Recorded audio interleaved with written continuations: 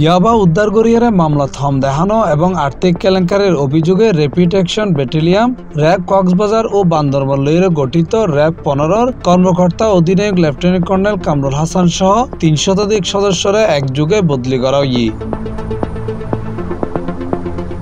জানা গিয়ে ইয়াবা উদ্ধার করে মামলা থম দেখানো এবং আর্থিক কেলেঙ্কারির অভিযোগের বিষয়গান নিশ্চিহ্ন করিল র্যাব মিডিয়া উইংতন দাবি করা ইয়ার নিয়মিত বদলির অংশ। র্যাবের পক্ষতুন অভিযোগগান স্পষ্ট নগরিল বিভিন্ন সূত্রে জানা গিয়ে বিতর্কিত দুইজন অভিযানের হারণে সদর দপ্তরের তদন্তের ভিত্তিতে গণবদলি কার্যকর করা হয়। 26 সেপ্টেম্বর শীর্ষ মাদক ব্যবসায়ী হিসেবে পরিচিত জাহাঙ্গীর আলমরে গ্রেপ্তারের পরে তার লগে 7 খান ইটের টুকরো ও 2 গাছের টুকরো উদ্ধার দেয় র্যাব 15। এই ঘটনায় একজন সাংবাদিকেরও ফাঁসানোর চেষ্টার অভিযোগটি। C+ TV, Chittagong.